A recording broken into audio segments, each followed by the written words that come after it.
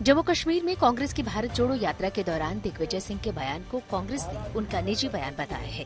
दिग्विजय सिंह ने कहा था कि सरकार ने न तो संसद में सर्जिकल स्ट्राइक के सबूत दिखाए और न ही पुलवामा हमले पर रिपोर्ट रखी। दिग्विजय ने कहा था कि सरकार कश्मीर फाइल्स जैसी फिल्में बनवाने के लिए कश्मीर समस्या को बनाए रखना चाहती है। दिग्विजय सिंह के बयान देते वक्त ही जयराम रमेश ने उनके सामने से माइक हटाया। बीजेपी ने कहा कि गैर जिम्मेदाराना बयान देना कांग्रेस का चरित्र बन गया है। सुरक्षा बलों के खिलाफ बोलने वालों को देश बर्दाश्त नहीं करेगा। आज नेताजी सुभाष चंद्र बोस की 126वीं जयंती मनाई गई। इस मौके पर प्रधानमंत्री नरेंद्र मोदी ने अंडमान के 21 द्वीपों का नाम भारत के परमवीर चक्र विजेता शहीदों के नाम पर रखा। पीएम मोदी ने कहा कि नेताजी को भुलाने की कोशिश की गई थी। इस मौके पर राष्ट्रीय स्वयंसेवक संघ प्रमुख मोहन भागवत ने पश्चिम बंगाल में कहा कि सुभाष चंद्र बोस के अधूरे काम अब संघ पूरा कर रहा है। ममता बनर्जी ने आरोप लगाया कि सुभाष चंद्र बोस ने ही योजना आयोग बनाया था। मौजूदा केंद्र सरकार ने उस योजना आयोग को ही खत्म कर दिया। बागेश्वर धाम के महंत धीरेन्द्र शास्त्री के मंच पर सुल्ताना नाम की महिला का धर्म बदलवाकर शुभी नाम रखा गया। उस महिला ने मंच से ही जय श्री राम के नारे भी लगाए। धीरेन्द्र शास्त्री ने कहा कि वो भारत को हिंदू राष्ट्र बनाएंगे। इस बीच बीजेपी नेता कपिल मिश्रा ने कहा कि लव जिहाद के खिलाफ आवाज उठाने के कारण धीरेन्द्र शास्त्री पर निशाना साधा जा रहा है। धीरेन्द्र शास्त्री के चमत्कार को चुनौती देने वाले अंधश्रद्धा निर्मूलन समिति के श्याम मानव को धमकियों के बाद पुलिस सुरक्षा बढ़ा दी गई है। रामचरितमानस को दलित, पिछड़ा और महिला विरोधी बताने वाले समाजवादी पार्टी नेता स्वामी प्रसाद मौर्य के खिलाफ प्रदर्शन हुआ। यूपी के थानों में स्वामी प्रसाद के खिलाफ शिकायतें भी दी गई हैं। स्वामी प्रसाद मौर्य ने रामचरितमानस में दलित विरोधी अंशों को हटाने या पूरी तरह प्रतिबंध लगाने की मांग की थी। बीजेपी ने सवाल उठाया है कि स्वामी प्रसाद मौर्य के बयान पर अखिलेश यादव चुप क्यों हैं? स्वामी प्रसाद मौर्य से पहले बिहार के शिक्षा मंत्री चंद्रशेखर यादव भी रामचरितमानस को नफरत बढ़ाने वाला ग्रंथ कह चुके हैं। भारतीय कुश्ती संघ में महिला खिलाड़ियों की यौन शोषण के मामले में सरकार ने 5 सदस्यों वाली कमेटी की घोषणा की है। खेल मंत्री अनुराग ठाकुर ने बताया कि विश्व चैंपियन बॉक्सर मैरी कॉम की अध्यक्षता में बनी 5 सदस्यों वाली कमेटी 1 महीने के अंदर जांच रिपोर्ट पेश करेगी।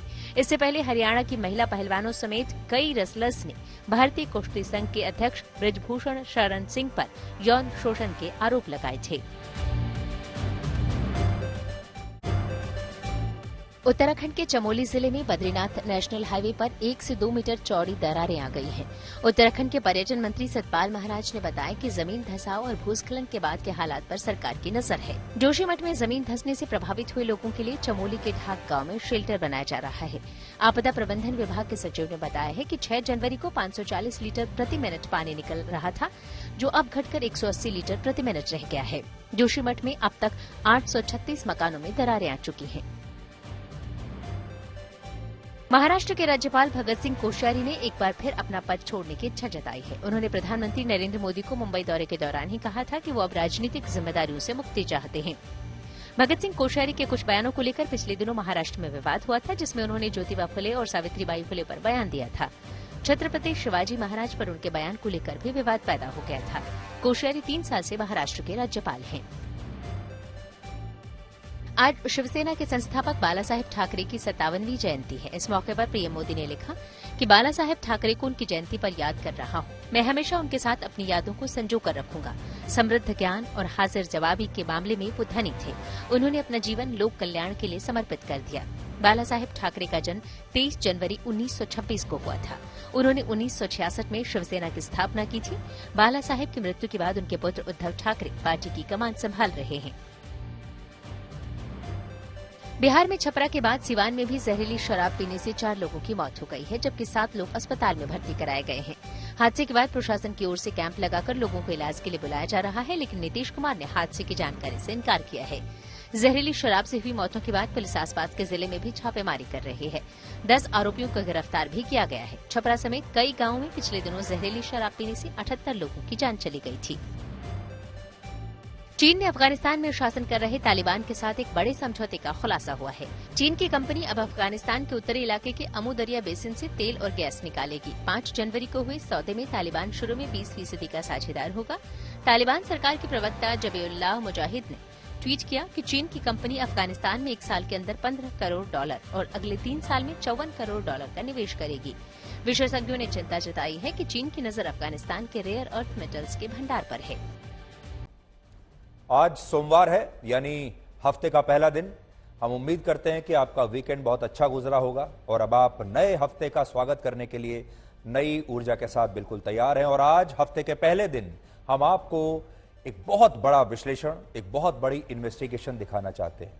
क्या आप जानते हैं कि आजाद भारत की सबसे बड़ी मिस्ट्री यानी रहस्य क्या है? वो है नेताजी सुभाष चंद्र बोस की मृत्यु का रहस्य। आज नेताजी सुभाष चंद्र बोस की 126वीं जयंती के मौके पर हम आपको उस स्थान से सबसे बड़ी और विस्तृत ग्राउंड रिपोर्ट दिखाएंगे जहां इतिहासकारों के मुताबिक वर्ष 1945 में नेताजी का विमान क्रैश हुआ था और यह जगह है ताइवान में।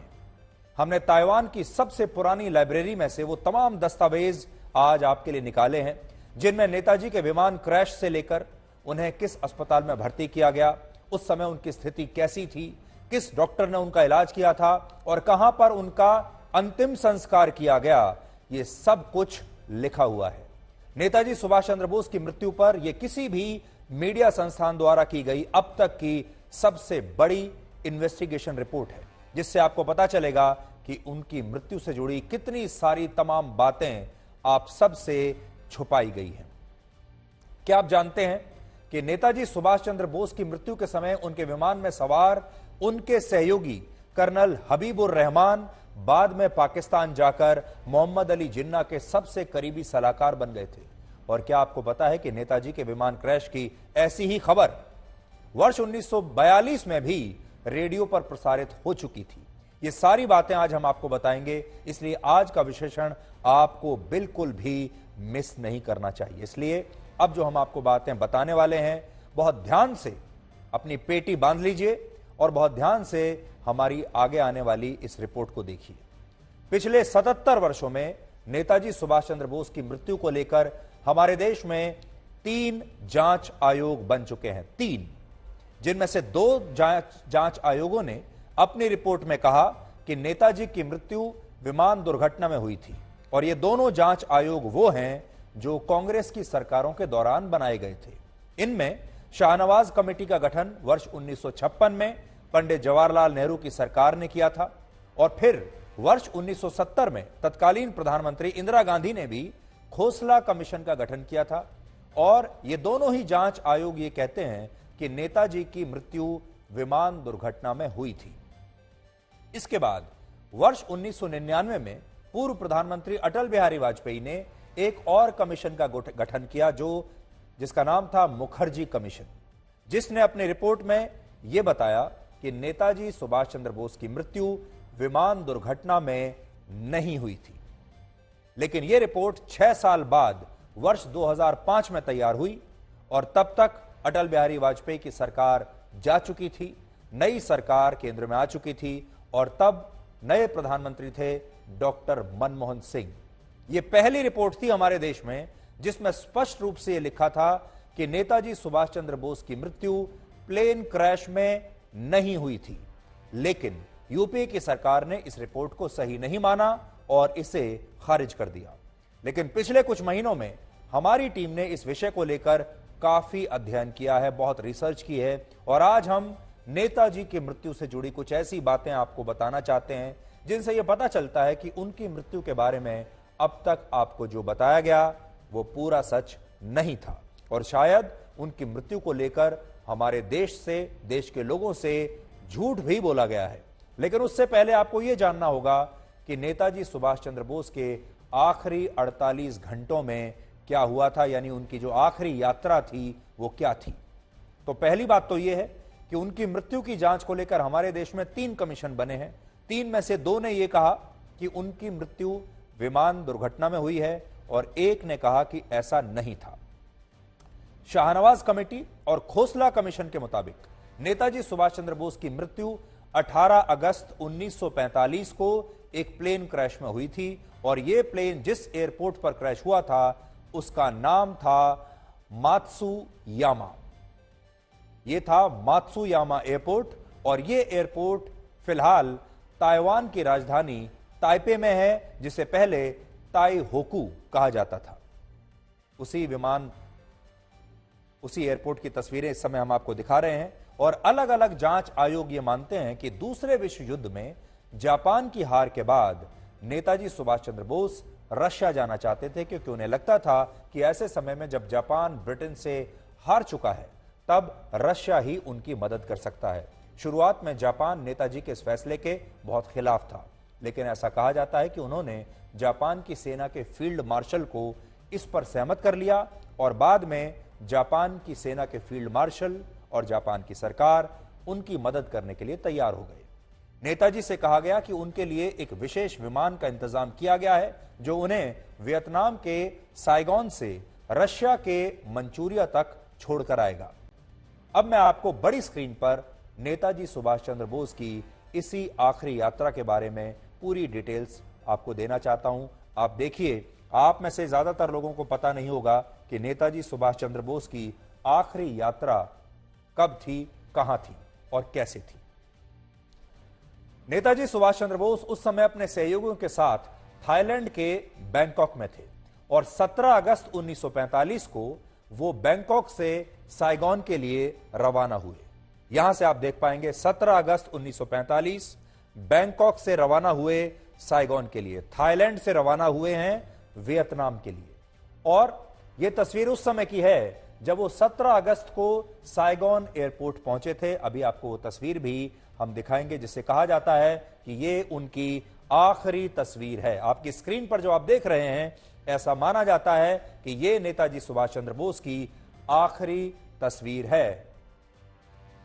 वर्ष 1945 में साइगोन एयरपोर्ट पर जब वो लैंड कर रहे थे, ये तब की तस्वीर है। आप देख सकते हैं कि विमान से उतरते हुए उनकी ये तस्वीर है। साइगोन में जब उनके लिए किसी यात्री विमान का इंतजाम नहीं हो पाया तो उन्हें यह बताया गया कि अब उन्हें एक बॉम्बर प्लेन में सफर करना होगा, यानी एक मिलिट्री प्लेन में, एक फाइटर प्लेन में सफर करना होगा। और इस विमान में भी उनके साथ उनका कोई सहयोगी जा नहीं पाएगा, उन्हें अकेले जाना पड़ेगा, क्योंकि यह एक बॉम्बर प्लेन था। क्योंकि विमान में उनके लिए सिर्फ एक ही सीट सुरक्षित थी। लेकिन नेताजी सुभाष चंद्र बोस ने आग्रह किया कि किसी भी तरह एक और सीट का प्रबंध किया जाए, क्योंकि वो अपने साथ आजाद हिंद फौज के कर्नल हबीबुर रहमान को लेकर जाना चाहते थे। और तब नेताजी की यह बात मान ली गई। बड़ी बात यह है कि इस विमान में एक पायलट और को पायलट के अलावा क्रू के तौर पर 4 वायु सैनिक ही सफर कर सकते थे, यानी 4 वायु सैनिक हो गए और एक पायलट और एक को पायलट। सिर्फ 6 लोग इस बॉम्बर प्लेन में सफर कर सकते थे। आप जानते हैं जो मिलिट्री प्लेन होते हैं, बॉम्बर प्लेन होते हैं, वो छोटे प्लेन होते हैं। और इस बॉम्बर प्लेन में जिसमें सिर्फ 6 लोग होने चाहिए थे, उसमें 11 से 12 लोगों को उस समय बैठा दिया गया था। इनमें 2 पायलट्स के अलावा इंपीरियल जापानीज आर्मी के एक lieutenant general, 2 lieutenant colonel, 1 major और 2 वायु सैनिक थे इस विमान में। यानी इस विमान में जापान की सेना के बहुत बड़े बड़े अफसर थे। और ये नेताजी सुभाष चंद्र बोस के साथ इसलिए विमान में जा रहे थे क्योंकि जापान की सेना चाहती थी कि नेताजी ऐसा कोई फैसला ना लें जिससे रशिया के समर्थन से जापान पर कोई असर पड़े। यानी नेताजी के साथ जापान की सेना ने अपने कुछ बड़े अधिकारियों को साथ में भेज दिया ताकि नेताजी अपनी मर्जी से कोई रशिया की सरकार के साथ आजाद फैसला ना ले पाए। यह विमान 17 अगस्त को साइगोन से वियतनाम के तोरेन पहुंचा और 17 अगस्त की रात नेताजी वहीं पर रुके। देखिए 17 अगस्त 1945 वियतनाम के तोरेन से यह विमान साइगोन पहुंचा है। यह इसका रूट है जो हम आपको लगातार बता रहे हैं। इसके बाद 18 अगस्त की सुबह उनका विमान यहां से ताइवान के उस एयरपोर्ट पर पहुंचा जहां यह विमान बाद में क्रैश हुआ। ऐसा दावा किया जाता है कि दोपहर 2 बजे यह विमान इस एयरपोर्ट पर लैंड हुआ और विमान में ईंधन भरने के बाद 2:35 पर इसने फिर से उड़ान भरी। लेकिन टेक ऑफ के दौरान विमान का एक प्रोपेलर टूट गया और उसमें आग लग गई और इसके बाद यह विमान क्रैश हो गया जब यह तोरेन से उड़ा था और ताइहोकू एयरपोर्ट पर यह क्रैश हो गया, यहां पर जो आज ताइवान में है। नेताजी जिस विमान में यात्रा कर रहे थे उस विमान का मॉडल था 97-2 सैली, इसे कहा जाता है 97-2 सैली। और यह दूसरे विश्व युद्ध का सबसे खतरनाक बॉम्बर प्लेन माना जाता था और इसमें 2 पायलट्स के अलावा ज्यादा से ज्यादा 4 वायु सैनिकों का क्रू एक बार में सफर कर सकता था। तो बड़ी बात जो आपके सीखने की है वो ये कि इस विमान में सिर्फ 6 लोग सफर कर सकते थे, जिसमें 2 पायलट और 4 लोग और। लेकिन हैरानी की बात यह है कि दुर्घटना के समय इस विमान में 11 से 12 लोग मौजूद थे और इस विमान का एक वीडियो भी आज हमने आपके लिए निकाला है, जिससे आप समझ पाएंगे कि यह कोई मामूली विमान नहीं था, बल्कि एक ऐसा विमान था जो लगातार दूसरे विश्व युद्ध के केंद्र में रहा, क्योंकि दूसरे विश्व युद्ध में इसे सबसे खतरनाक विमानों में एक माना जाता था। उस जमाने में जब इस मॉडल का कोई विमान क्रैश होता था तो यह एक बहुत बड़ी अंतर्राष्ट्रीय खबर बनती थी, लेकिन नेताजी के मामले में उस दिन यह खबर कहीं भी मीडिया में रिपोर्ट नहीं हुई। इस दुर्घटना में नेताजी के सहयोगी कर्नल हबीबुर रहमान बच गए थे। अब बड़ी बात जो है वो ये, आजाद हिंद फौज में कर्नल हबीबुर रहमान जो नेताजी के सहयोगी थे, जिनके लिए नेताजी ने जिद की जापान की सरकार से कि मैं अकेले नहीं जाऊंगा, मेरे साथ मेरा एक सहयोगी और जाएगा और वो है कर्नल हबीबुर रहमान, और फिर किसी तरीके से उनके लिए भी एक और सीट का इंतजाम किया गया। ये कर्नल हबीबुर रहमान इस विमान दुर्घटना में बच गए थे और उन्होंने बाद में अलग अलग जांच कमेटियों को दिए अपने बयान में कहा कि नेताजी इस विमान में जहां पर बैठे हुए थे उनके ठीक ऊपर पेट्रोल की एक जेरी कैन रखी हुई थी और दुर्घटना के बाद इस कैन से सारा पेट्रोल नेताजी के ऊपर आकर गिर गया और प्लेन क्रैश के बाद जब नेताजी मलबे से बाहर निकलने की कोशिश कर रहे थे तब इसी पेट्रोल की वजह से उनके कपड़ों ने आग पकड़ ली और उनका शरीर जलने लगा। लेकिन कर्नल हबीबुर रहमान कहते हैं कि उन्होंने किसी तरह से नेताजी की मदद की और उनके सिर से उस समय बहुत खून बह रहा था और उस खून को रोकने के लिए उन्होंने नेताजी के सिर पर एक पट्टी भी बांधी। इस दौरान नेताजी सुभाष चंद्र बोस ने उनसे यह कहा कि वो शायद अब बच नहीं पाएंगे, लेकिन हबीबुर रहमान भारत लौटकर देश के लोगों को यह जरूर बताएं कि नेताजी ने आखिरी सांस तक देश को आजाद कराने के लिए लड़ाई लड़ी है। नेताजी चाहते थे कि उनका देश ये जाने कि उन्होंने आखिरी सांस तक इस देश की आजादी के लिए लड़ाई लड़ी है और आज उनकी 126वीं जयंती पर यही संदेश हम देश के हर नागरिक तक पहुंचाना चाहते हैं। अगर आप तक नहीं पहुंचा हो तो आपको यह जानना चाहिए। आज कर्नल हबीबुर रहमान अपने बयान में यह भी कहते हैं कि इसके बाद नेताजी सुभाष चंद्र बोस को जख्मी हालत में ताइवान के एक मिलिट्री हॉस्पिटल में ले जाया गया, जहां 18 अगस्त 1945 को ही इलाज के दौरान उनकी मृत्यु हो गई और ऐसा दावा किया जाता है कि इसके बाद 20 अगस्त को ताइवान के ही एक शमशान घाट में नेताजी का अंतिम संस्कार भी कर दिया गया था। और यह पूरी कहानी हमारा देश पिछले 78 वर्षों से लगातार आज तक सुनता चला आ रहा है, लेकिन क्या यह कहानी सच है या यह सच्चाई से बहुत दूर है? बड़ा रहस्य यही है। सुवन पाल एक स्वतंत्र पत्रकार हैं जिन्होंने हमारे लिए ताइवान से आज एक विस्तृत रिपोर्ट भेजी है और इसमें वो ये बताते हैं कि जिस स्थान पर नेताजी सुभाष चंद्र बोस का अंतिम संस्कार किया गया था वो जगह अब एक पब्लिक पार्क में बदल चुकी है और उस पार्क की तस्वीरें इस समय आपके टीवी स्क्रीन पर हैं। उस समय के जो इतिहासकार हैं, चश्मदीद गवाह हैं, उनका ऐसा दावा है कि इसी जगह पर नेताजी सुभाष चंद्र बोस का अंतिम संस्कार किया गया था। यह ताइपे है, ताइवान की राजधानी। ये उस जमाने में एक शमशान घाट हुआ करता था, लेकिन आज यहां पर एक पार्क है और इसी पार्क में यहां इसी स्थान पर नेताजी सुभाष चंद्र बोस का अंतिम संस्कार किया गया।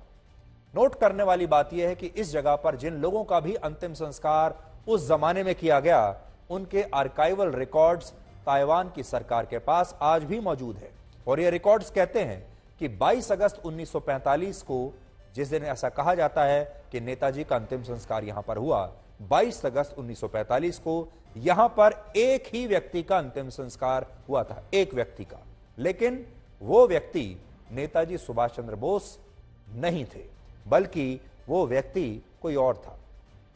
हमने उस व्यक्ति का नाम भी निकाल लिया कि यह व्यक्ति आखिर कौन था जिसका अंतिम संस्कार यहां पर हुआ। इस व्यक्ति का नाम था इचिरो ओकुरा, जिसका जन्म 9 अप्रैल 1900 को हुआ था और इस व्यक्ति की मौत हार्ट अटैक की वजह से 19 अगस्त 1945 को हुई थी और इसके बाद 22 अगस्त को इस व्यक्ति का ताइवान में इसी जगह पर अंतिम संस्कार हुआ था। इसलिए आज बड़ा सवाल यह है कि अगर नेताजी सुभाष चंद्र बोस का अंतिम संस्कार वाकई में इसी स्थान पर 22 अगस्त 1945 को हुआ, तो फिर ताइवान में इसका कोई रिकॉर्ड क्यों नहीं है?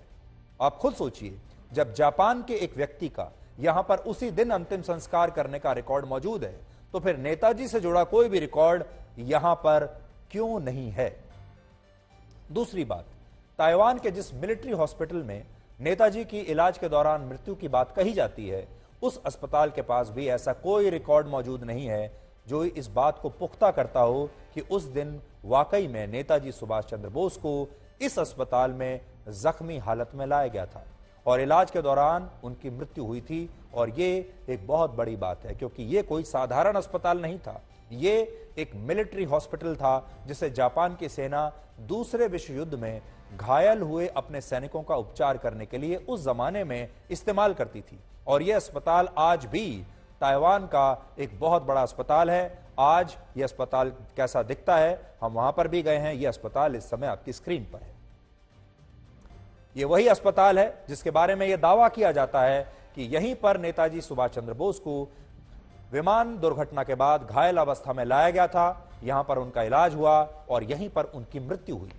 सबसे बड़ी बात यह है कि ताइवान की नेशनल यूनिवर्सिटी में पढ़ने वाले एक भारतीय छात्र ने, जिसका नाम है सौरव डांगर, उसने हाल ही में ताइवान के नेशनल आर्काइव से एक बहुत महत्वपूर्ण रिपोर्ट हासिल कर ली, जो 14 पन्नों की रिपोर्ट है। और यह रिपोर्ट वर्ष 1956 में तैयार हुई थी। उस समय ताइवान की सरकार ने पुलिस की एक विशेष टीम को इस प्लेन क्रैश की जांच करने का जिम्मा सौंपा था और यह जांच 19 जून 1956 से 30 अगस्त 1956 तक चली। और 14 पन्नों की इस रिपोर्ट के पेज नंबर 3 पर यह लिखा है कि असल में 18 अगस्त 1945 को ताइवान के किसी भी एयरपोर्ट पर कोई विमान क्रैश नहीं हुआ था। हैरानी की बात यह है कि वर्ष 1956 में जिस समय ताइवान की पुलिस ने अपनी जांच में यह बताया कि वहां कोई प्लेन क्रैश नहीं हुआ था, उसी समय पूर्व प्रधानमंत्री जवाहरलाल नेहरू द्वारा बनाई गई शाहनवाज कमेटी भी अपनी जांच कर रही थी, जिसने अपनी रिपोर्ट में यह कहा कि प्लेन क्रैश हुआ था और नेताजी की इस दुर्घटना में मृत्यु हो गई थी। अब सोचिए, वहां की जो लोकल सरकार है ताइवान की, उसने पुलिस को कहा कि वो जांच करें 1956 में कि प्लेन क्रैश हुआ था या नहीं हुआ था। वहां की जो पुलिस है उसने जांच में पाया कि कोई प्लेन क्रैश नहीं हुआ था। उसने अपनी 14 पन्नों की जांच रिपोर्ट सौंप दी। उसी जमाने में हमारे देश में भी एक जांच कमेटी बनाई जाती है जो कहती है कि प्लेन क्रैश हुआ था। ऐसा लगता है कि हमारी जांच कमेटी और उस समय जो जांच वहां चल रही थी ताइवान में, उन दोनों ने आपस में कोई बात नहीं की और ना ही जांच करने वाले लोगों ने जो हमारे देश में थे, उन्होंने ताइवान की इस जांच एजेंसी से कोई बात करने की, कोई जानकारी लेने की कोशिश की। अब आप समझ सकते हैं कि किस तरह की जांच हमारे देश में हुई होगी। जबकि हमें अपने रिसर्च के दौरान यह पता चला कि शाहनवाज कमेटी ने भारत, जापान, थाईलैंड और वियतनाम जाकर इस पूरे मामले की जांच की, लेकिन यह कमेटी ताइवान नहीं गई। ताइवान गई ही नहीं। सोचिए, जहां यह प्लेन क्रैश हुआ वहां हमारी जांच कमेटी नहीं गई। जिस अस्पताल में कहा जाता है कि नेताजी को ले जाया गया, वहां हमारी जांच कमेटी नहीं गई। और जहां यह कहा जाता है कि उनका अंतिम संस्कार किया गया जिस स्थान पर, वहां पर भी हमारी जांच कमेटी नहीं गई। लेकिन हम गए, हमारी टीम वहां पर गई है और आज उनकी 126वीं जयंती पर हमारी उनके प्रति यही श्रद्धांजलि है कि हम ये सारी इन्वेस्टिगेशन आज आप सबको सौंप रहे हैं। अब सोचिए, ये हमारी जो जांच समिति है ये वहां नहीं गई और एक तरफ 1956 में ताइवान की पुलिस कहती है कि वहां पर कोई विमान दुर्घटना हुई ही नहीं, और दूसरी तरफ नेताजी की मृत्यु की जांच करने वाली हमारे देश की जांच कमेटी कहती है कि यह प्लेन क्रैश वाकई में हुआ था, जबकि यह कमेटी ताइवान में ग्राउंड जीरो पर गई ही नहीं। इससे भी बड़ी बात यह है कि यह रिपोर्ट ताइवान में पढ़ने वाले एक भारतीय छात्र ने 10 मिनट में बड़ी आसानी से निकाल ली। लेकिन हमारे देश में 3 जांच आयोग बने, लेकिन वो इस रिपोर्ट को कभी भी हासिल नहीं कर पाए।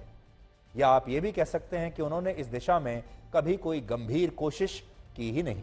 और नेताजी सुभाष चंद्र बोस की मृत्यु को लेकर हमारे सामने कभी भी कोई ठोस जानकारी हमारी जांच कमीशंस ने आने ही नहीं दी। यहां पर नेताजी सुभाष चंद्र बोस के सहयोगी और आजाद हिंद फौज के कर्नल हबीबुर रहमान के बारे में भी आपको एक ऐसी जानकारी देंगे जिससे आप हैरान हो जाएंगे। नेताजी सुभाष चंद्र बोस आज की वो किसी भी सूरत में भारत की आजादी चाहते थे और उन्होंने कभी भी भारत के विभाजन का समर्थन नहीं किया था। तो पहली चीज जो आपको यहां समझनी है वो ये कि नेताजी सुभाष चंद्र बोस भारत की आजादी चाहते थे, लेकिन संयुक्त भारत की आजादी चाहते थे और वो विभाजन के खिलाफ थे। यानी वो नहीं चाहते थे कि भारत और पाकिस्तान का विभाजन हो, जो कि अंग्रेज चाहते थे। लेकिन नेताजी की मृत्यु के ठीक 2 वर्षों के बाद जब भारत का बंटवारा हुआ, तब उन्हीं के सहयोगी जो विमान क्रैश के दौरान उनके साथ थे, उस विमान में मौजूद थे और जिंदा बच गए थे, वही कर्नल हबीबुर रहमान ने भारत की जगह पाकिस्तान में रहने का फैसला किया। यानी वो भारत छोड़कर पाकिस्तान चले गए। इससे भी बड़ी बात यह है कि वो बंटवारे के बाद पाकिस्तान की सेना में शामिल हो गए और मोहम्मद अली जिन्ना के सबसे करीबी सलाहकार के तौर पर काम करने लगे और जम्मू कश्मीर का पाकिस्तान में विलय करने के लिए जिन्ना ने उन्हीं को महाराजा हरि सिंह से मिलने के लिए भी भेजा था। यानी सोचिए, महाराजा हरि सिंह पाकिस्तान के जिन्ना ने, जो कर्नल हबीबुर रहमान थे, एक समय में जो नेताजी के साथ भारत की आजादी के लिए संघर्ष कर रहे थे, वही बंटवारे के बाद जिन्ना के सबसे करीबी बन गए। और इसके अलावा आज किसी भी रिकॉर्ड में नेताजी के पार्थिव शरीर की कोई तस्वीर नहीं है। और इसका कारण यह है कि कर्नल हबीबुर रहमान का यह कहना था कि उन्होंने जानबूझकर नेताजी के पार्थिव शरीर की कोई तस्वीर किसी को भी लेने नहीं दी, क्योंकि मृत्यु के बाद उनका चेहरा काफी फूल चुका था, काफी विकृत हो चुका था और वो नहीं चाहते थे कि ये चेहरा दुनिया देखे। इसके अलावा एक पुस्तक है जो वर्ष 1978 में प्रकाशित हुई थी और इस पुस्तक का नाम है नेताजी डेड और अलाइव, और इसे लिखा है समर गुहा ने, जो एक बहुत मशहूर लेखक भी हैं और 2 बार सांसद भी रह चुके हैं।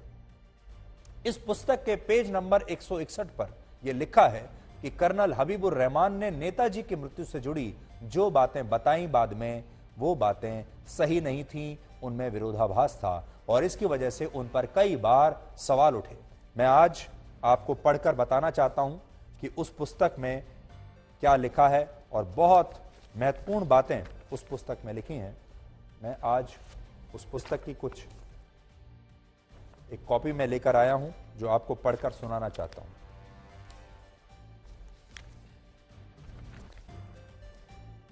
देखिए इसमें क्या लिखा है, ध्यान से सुनिएगा आप।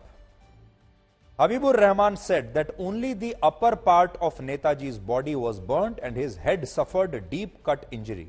But the 5 Japanese, यानी जो 5 हबीबुर रहमान का कहना था कि नेताजी का जो शरीर का ऊपरी हिस्सा था वो जल चुका था और उनके सिर पर एक डीप कट था, सिर पर गहरी चोट आई थी। लेकिन उसी विमान में जो 5 जापानी लोग मौजूद थे, जापान सेना के जो वरिष्ठ अधिकारी थे, उनका यह कहना था his whole body was burnt to grey ash color, यानी पूरी जो बॉडी थी वो जल चुकी थी और उसका रंग जो है वो ग्रे ऐश, राख जैसा हो गया था।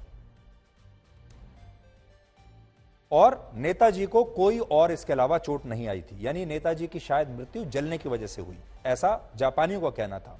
All of them said Netaji was brought completely naked to the hospital, but Habibur firmly said no. वो इसमें अपना मतभेद जताते हैं। ये हमारे शोध का विषय नहीं है कि नेताजी की जो बॉडी थी वो किस स्थिति में वहां पर लाई गई थी। इसके बाद हबीबुर रहमान का कहना है कि hospital doctor performed an operation on Netaji but the doctor himself denied it. तो हबीबुर रहमान कह रहे हैं कि उनका ऑपरेशन किया गया, सर्जरी की गई, लेकिन वो जो डॉक्टर जिसका नाम उन्होंने लिया, बाद में उस डॉक्टर ने इससे इनकार कर दिया। Habibur said that plane crashed exactly at 2:35 p.m. but the Japanese witnesses mentioned the time of crash as any time between 11 a.m. to 12:30 p.m. Netaji was found most of the time in a state of coma in the hospital bed, according to Habibur Rahman. But Dr. Yashimi found Netaji in his senses all the time till he passed away. Habibur Rahman कहते हैं कि वो coma में चले गए थे, लेकिन जो डॉक्टर हैं जिन्होंने उनका इलाज किया वो ये दावा करते हैं कि वो पूरी तरह से होश में थे जब तक उनकी मृत्यु हुई। यानी हबीबुर रहमान जो बात कह रहे हैं और जो जापानी आई विटनेस हैं जो बात कह रहे हैं उनमें बहुत अंतर है, जो डॉक्टर बात कह रहे हैं उनमें बहुत अंतर है। इसके अलावा इसमें यह भी लिखा है, if Netaji really died in Taihoku, was it possible for Habibur Rahman to fail to remember the exact date of cremation? Within 1 month after the date of alleged death of Netaji, Habibur Rahman gave out 4 different dates of cremation to 4 different agencies. तो यानी हबीबुर रहमान ने नेताजी के अंतिम संस्कार के बारे में अगले 1 महीने में 4 अलग अलग एजेंसीज को 4 अलग अलग तिथियां बताई।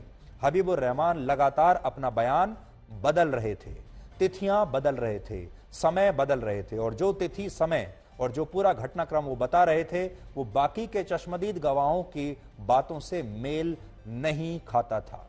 हबीबुल रहमान बाद में जिन्ना के सबसे करीबी सहयोगी बन गए, पाकिस्तान चले गए और जिन्ना ने जब कश्मीर को हथियाने के लिए कश्मीर के राजा हरि सिंह से बात करने का जो पूरा प्रक्रिया थी वो शुरू की, तो जिन्ना ने अपने प्रतिनिधि के तौर पर इसी कर्नल हबीबुर रहमान को पाकिस्तान की ओर से भेजा था। ये वो जानकारियां हैं जो अब तक शायद देश तक नहीं पहुंची थी, आज हम आपको बता रहे हैं। आज नेताजी सुभाष चंद्र बोस की मृत्यु पर आपको ताइवान से ये पहली विस्तृत ग्राउंड रिपोर्ट ध्यान से देखनी चाहिए और अपने परिवार और दोस्तों के साथ भी इसे शेयर करना चाहिए, क्योंकि आज से पहले आपने इस तरह की ग्राउंड रिपोर्ट नेताजी की मृत्यु के बारे में कभी नहीं देखी होगी। इसलिए अब थोड़ी देर के लिए हमारे साथ आप ताइवान चलिए, जहां पर यह प्लेन क्रैश हुआ था और कहा जाता है कथित रूप से कि नेताजी सुभाष चंद्र बोस की मृत्यु इसी अस्पताल में हुई थी।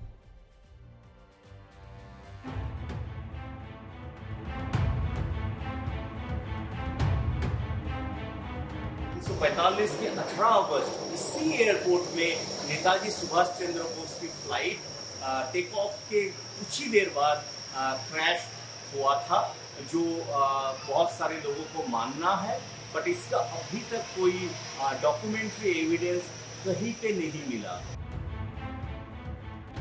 ताइवान में पढ़ाई कर रहे भारतीय छात्र ने नेताजी की मौत से जुड़े ऐसे दस्तावेज ढूंढ निकाले जिन पर पिछले 78 वर्षों से किसी की नजर नहीं पड़ी, उन कमेटियों की भी नहीं जिन्हें नेताजी की मौत के कारणों का पता लगाने के लिए गठित किया गया था।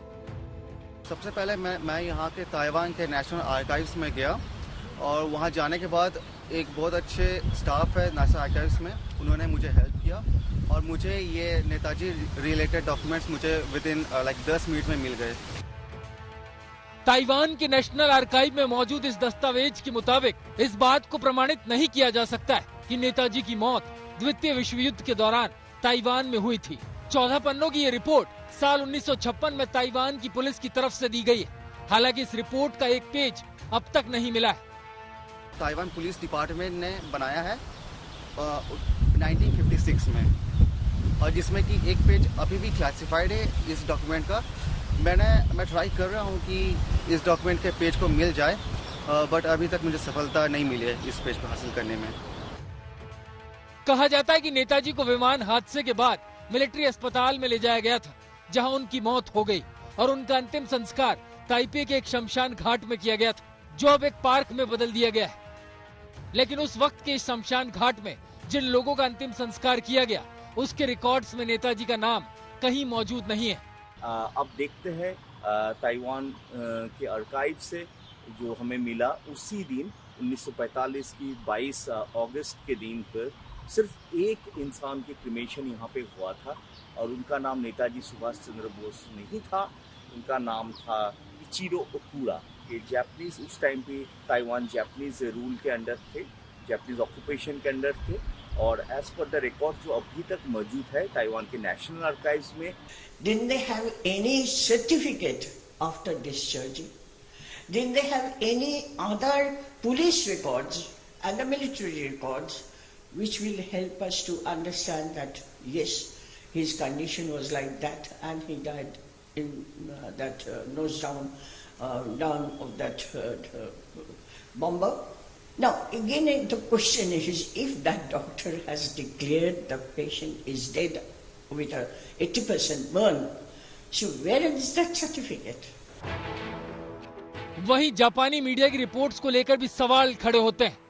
ताइपे में नेशनल सेंट्रल लाइब्रेरी के आर्काइव में ये जापानी अखबार मिला है, जिसका नाम है द असाही शिनबुन। इसमें नेताजी की मृत्यु पर 24 अगस्त 1945 को एक लेख प्रकाशित हुआ था, जबकि जापानी मीडिया में 18 अगस्त को हवाई दुर्घटना पर कोई रिपोर्ट प्रकाशित नहीं की गई। सवाल ये है कि अगर 18 अगस्त को नेताजी की विमान हादसे में मौत हो गई, तो ये खबर अखबारों में 4 दिनों बाद क्यों आई? नेताजी के आखिरी जो पल था उसके बारे में बहुत सारे क्वेश्चंस है, आंसर से ज्यादा क्वेश्चंस ही है।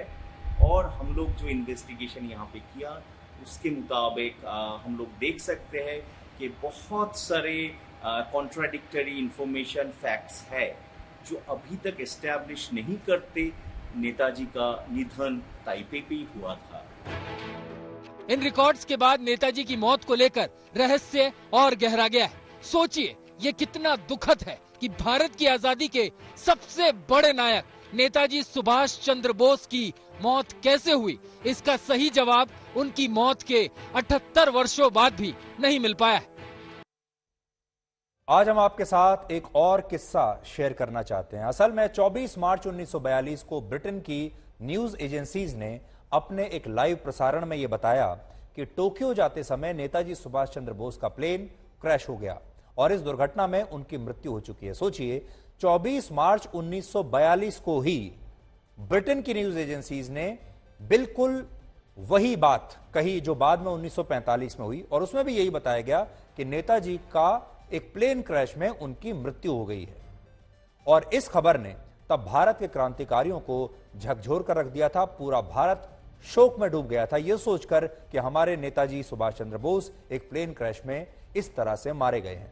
उस जमाने में महात्मा गांधी देश के पहले नेता थे जिन्होंने नेताजी की मां, जिनका नाम था प्रभावती बोस, उन्हें एक शोक संदेश भिजवाया था और इस शोक संदेश में लिखा था कि पूरा देश उनके बहादुर बेटे की मृत्यु से स्तब्ध है और इस मुश्किल घड़ी में उनकी संवेदनाएं नेताजी के पूरे परिवार के साथ हैं। यह लिखा था महात्मा गांधी ने।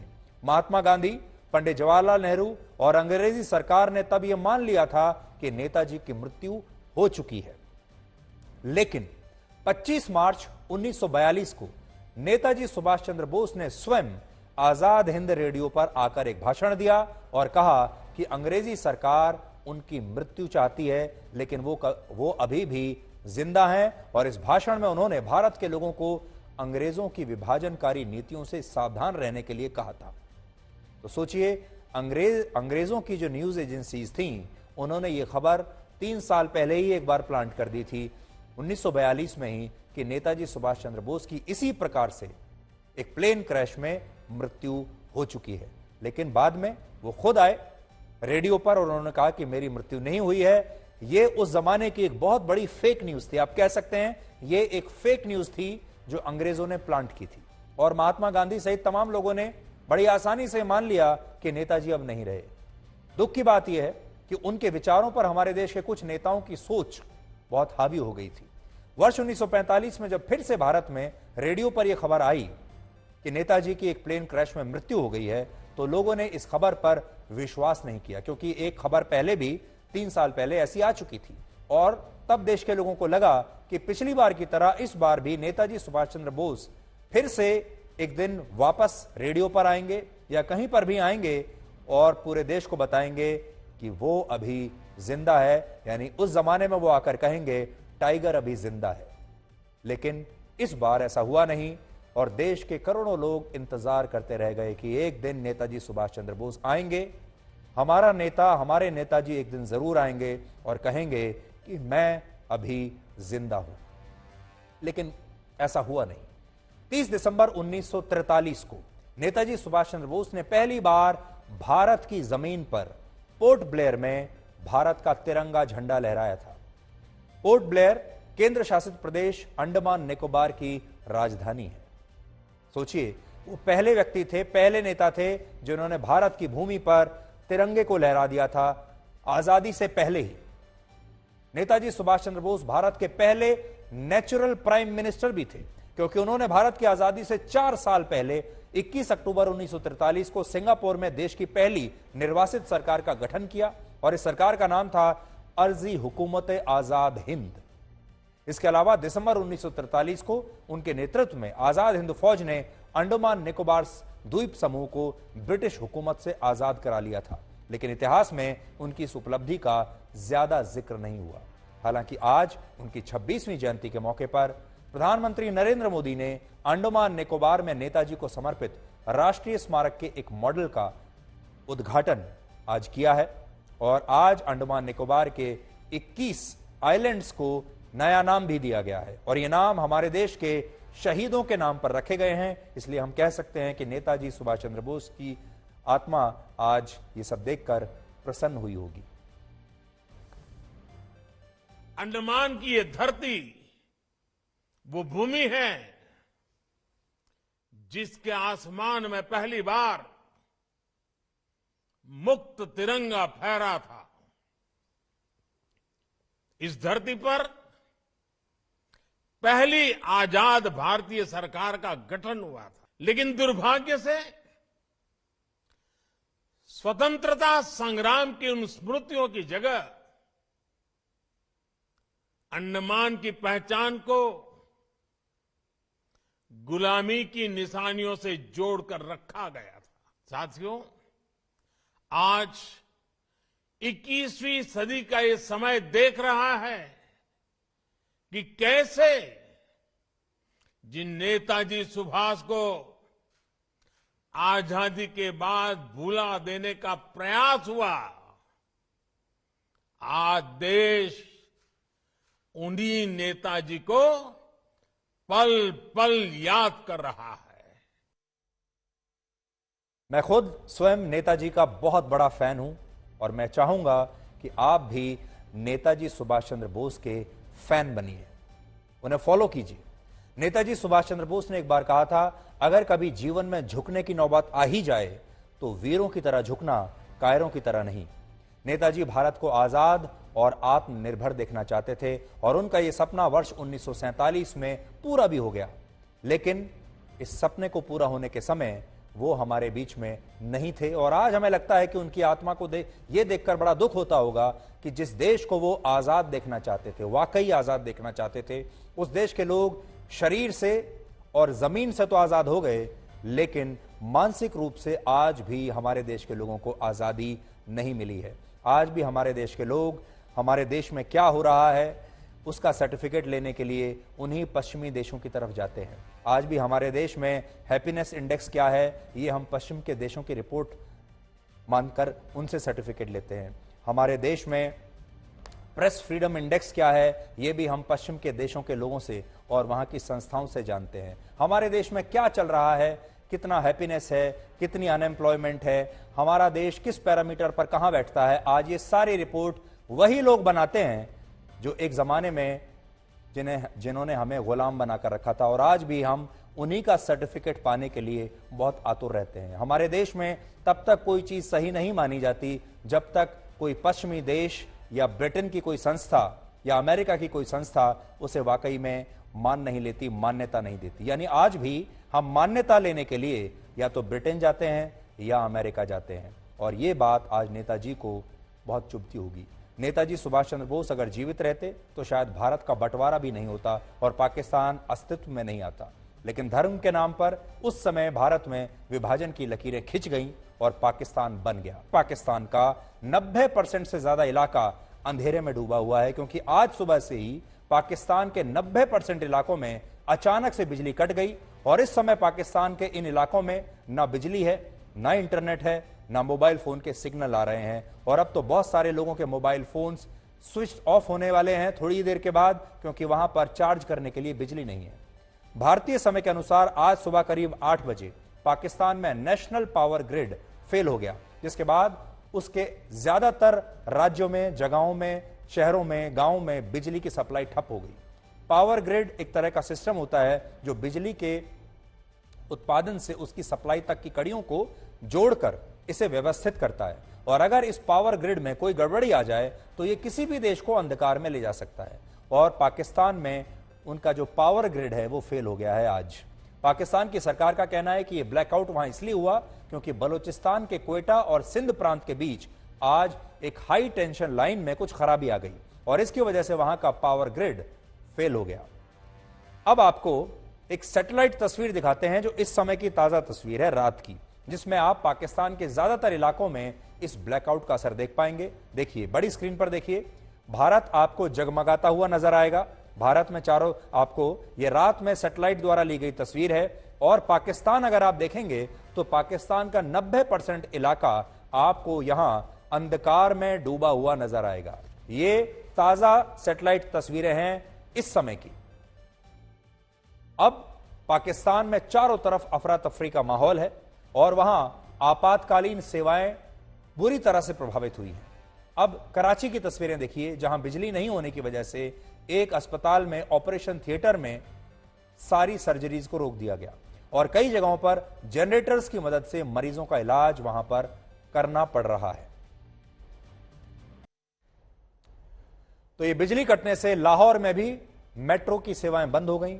स्टेशन के बाहर बहुत बड़ी भीड़ जमा हो गई। वो तस्वीरें भी आप लाहौर की देख लीजिए, क्योंकि मेट्रो रेल सेवाएं जो हैं वहां की अभी बिल्कुल बंद पड़ी हैं। इसके अलावा पाकिस्तान के ज्यादातर ऑफिस आज बंद रहे और जो ऑफिस खुले भी वहां लोगों को अंधेरे में काम करना पड़ा और बिजली नहीं होने की वजह से बाजारों में भी इसका बहुत बुरा असर देखने को मिला। पाकिस्तान के ऊर्जा मंत्री ने कहा था 12 घंटे में बिजली सप्लाई बहाल हो जाएगी, लेकिन 12 घंटे बीत जाने के बाद भी अब भी बहुत सारे शहरों में, गांवों में, इलाकों में बिजली नहीं है। और असल में हकीकत यह है कि पाकिस्तान अपने लोगों से झूठ बोल रहा है, उनकी सरकार झूठ बोल रही है। पाकिस्तान पहले से ही बिजली के संकट से संघर्ष कर रहा है। पिछले महीने ही पाकिस्तान की सरकार ने फैसला किया था कि बिजली बचाने के लिए रात 8 बजे के बाद से बाजार और तमाम होटल्स, रेस्टोरेंट्स बंद हो जाएंगे। खपत कम हो इसलिए बिजली की कीमतों में 3 रुपए की वृद्धि की गई और आज अब कराची में 1 यूनिट बिजली की कीमत 43 रुपए है। सोचिए, कराची में 1 यूनिट बिजली 43 रुपए की है। भारत में शहरों में बिजली की कीमत 6 से 9 रुपए प्रति यूनिट है। भारत में 6 से 9 रुपए, वहां 43 रुपए 1 यूनिट बिजली। पाकिस्तान में बिजली संकट की सबसे बड़ी वजह है पेट्रोल और डीजल की कमी। पाकिस्तान में 60% बिजली पेट्रोलियम और गैस से पैदा होती है, लेकिन जून 2022 में पाकिस्तान सरकार ने पेट्रोलियम उत्पादों से लगभग 200 करोड़ रुपए की सब्सिडी हटा ली थी और सब्सिडी हटाने के साथ ही पाकिस्तान सरकार ने 30 रुपए प्रति लीटर पेट्रोलियम डेवलपमेंट टैक्स लगा दिया। इससे पेट्रोल और डीजल की कीमतें जो हैं वो दुगनी बढ़ गई। National electric power regulatory authority के मुताबिक पाकिस्तान इस समय 24,000 मेगावाट बिजली पैदा कर रहा है, जबकि डिमांड है 30,000 मेगावाट की। पेट्रोलियम उत्पादों के साथ ही पाकिस्तान ने प्राकृतिक गैस का आयात भी कम कर दिया है क्योंकि पैसे नहीं है। दिसंबर 2021 में 11,114 करोड़ रुपए कीमत की प्राकृतिक गैस उन्होंने आयात की थी, जो दिसंबर 2022 में 24% घटकर 8,451 करोड़ का बिल रह गया, जिससे गैस से चलने वाले पावर प्लांट्स में बिजली का उत्पादन बहुत कम रह गया। इसके बीच हैरानी की बात यह है कि पाकिस्तान में परमाणु ऊर्जा से बनने वाली बिजली का उत्पादन बढ़ गया है। दिसंबर 2021 में पाकिस्तान के कुल बिजली उत्पादन में परमाणु ऊर्जा का हिस्सा 17.5% था, जो दिसंबर 2022 में बढ़कर 27% हो गया। इसका मतलब पाकिस्तान भले ही पेट्रोलियम की कीमतों के नाम पर लोगों को अंधेरे में रख रहा हो, लेकिन वो अपनी परमाणु क्षमता को बढ़ा रहा है और इसीलिए पाकिस्तान में आर्थिक संकट को सिर्फ महंगाई और बिजली की कटौती के नजरिए से नहीं देखना चाहिए। पाकिस्तान में अंधेरे से पूरी दुनिया को बहुत बड़ा खतरा है। पाकिस्तान का आर्थिक रूप से दिवालिया होना हमारे दूसरे पड़ोसी देश श्रीलंका या नेपाल से अलग है, क्योंकि पाकिस्तान एक न्यूक्लियर ताकत है। पाकिस्तान के पास न्यूक्लियर बॉम्ब है और अगर वहां की सरकार कमजोर होती है, दिवालिया होती है, तो वहां आतंकवादी मजबूत हो जाएंगे और एक समय ऐसा आ जाएगा जब वहां के न्यूक्लियर बॉम्ब्स पर और न्यूक्लियर हथियारों पर किसी का भी कब्जा हो सकता है। हाल ही में ऐसी खबरें आई हैं कि पैसे के लिए पाकिस्तान अपनी सेना के साथ मिलकर यूरेनियम की तस्करी कर रहा है और पाकिस्तान अपनी अर्थव्यवस्था को सुधारने के लिए अपने न्यूक्लियर एसेट्स को अंतर्राष्ट्रीय बाजार में आगे चलकर बेच सकता है। तो चलने से पहले आपको नक्शा एक बार फिर से पाकिस्तान का दिखा सकते हैं। देखिए, ताजा जो नक्शा है, पाकिस्तान अंधेरे में डूबा हुआ है। आखिरी में हम आपको बस इतना कहना चाहेंगे कि पाकिस्तान का अंधेरे में डूबना श्रीलंका या नेपाल से कहीं ज्यादा खतरनाक है, क्योंकि पाकिस्तान के पास न्यूक्लियर बॉम्ब है, पहली बात। दूसरी बात, पाकिस्तान दुनिया भर के खतरनाक आतंकवादियों का सबसे बड़ा गढ़ है, और अगर पाकिस्तान में इस तरह की आर्थिक समस्या पैदा होती है, वहां की सरकार कमजोर होती है, तो इसका मतलब है वहां के आतंकवादी मजबूत होंगे, और एक दिन ऐसा होगा जब ये उनके जो न्यूक्लियर हथियार हैं ये गलत हाथों में पड़ जाएंगे और फिर उनका दुरुपयोग भी हो सकता है। इसलिए सिर्फ भारत नहीं, पूरी दुनिया को इस खतरे को समझना होगा और पाकिस्तान पर कड़ी नजर रखनी होगी, खास तौर पर उसके न्यूक्लियर हथियारों पर। नेताजी सुभाष चंद्र बोस ने एक बार कहा था, एक व्यक्ति एक विचार के लिए मर सकता है, लेकिन वही विचार उसकी मृत्यु के बाद हजारों लोगों में फिर से अवतार लेगा।